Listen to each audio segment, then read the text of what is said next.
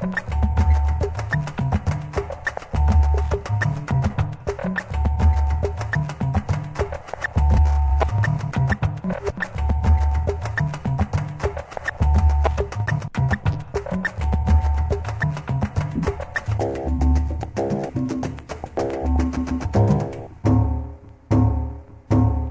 crois qu'il y a deux messages. Le premier, c'est que les effets du chômage sont tout à fait délétères pour les individus, quels que soient les individus.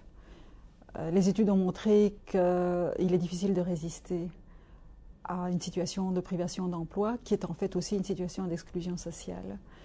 Et ça implique que les êtres humains, une fois qu'ils sont privés d'emploi, mais une fois qu'ils sont exclus de quelque situation que ce soit, se sentent mal sur le plan privé, se sentent mal sur le plan social, se sentent mal sur le plan motivationnel et voient en quelque sorte leur santé mentale diminuer. C'est pas la santé mentale déficitaire qui produit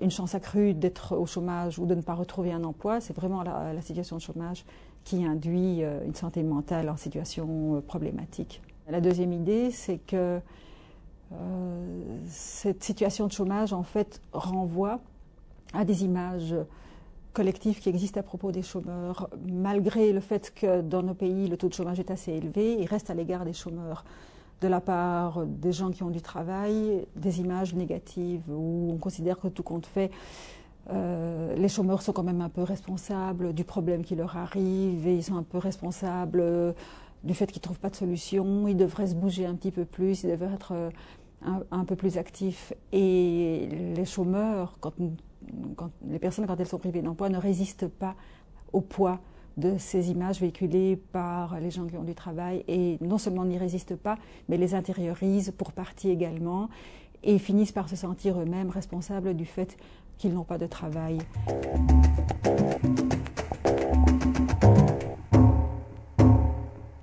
Dans les théories sur lesquelles nous avons travaillé, classiquement on évoque trois types de stratégies. Une stratégie de mobilité sociale, faire tout ce qu'on peut faire pour quitter le groupe des chômeurs et entrer dans le groupe des travailleurs. Alors là, c'est tout autant suivre une formation qu'envoyer des curriculum vitae, autant qu'on peut faire. C'est aussi faire du travail en noir. C'est aussi une manière de quitter le groupe des chômeurs pour entrer dans le groupe des travailleurs. Une deuxième stratégie, ce sera celle de l'action collective, de dire, bon, dans certaines régions, il n'y a pas d'emploi, il n'y a pas moyen de s'en sortir, presque une personne sur deux est privée d'emploi.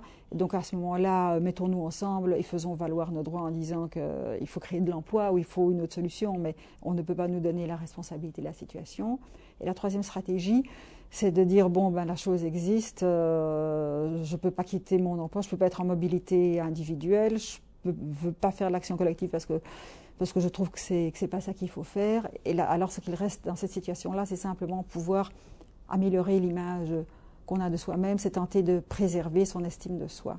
Et dans les études que nous avons réalisées, ce qu'on a trouvé, c'est effectivement que les gens choisissent en priorité la stratégie de la mobilité individuelle. Ils font effectivement beaucoup de démarches pour quitter la situation. Et parfois c'est efficace, mais souvent ça ne l'est pas vu les taux de chômage, vu le fait qu'en fait il n'y a pas assez d'emplois. La deuxième stratégie, celle de l'action collective, elle n'apparaît quasiment pas. Ce n'est pas une démarche que les gens privilégient, ce n'est pas une démarche dans laquelle ils se sentent à l'aise, ce n'est pas une démarche qu'ils estiment leur revenir. Et en termes de troisième stratégie, se préserver sur le plan individuel des images négatives où effectivement les gens développent certaines stratégies, mais l'ennui c'est que ces stratégies ont un effet contre-productif qui risque, étant donné le contexte de stigmatisation dans lequel ils sont, en quelque sorte de renforcer la situation négative.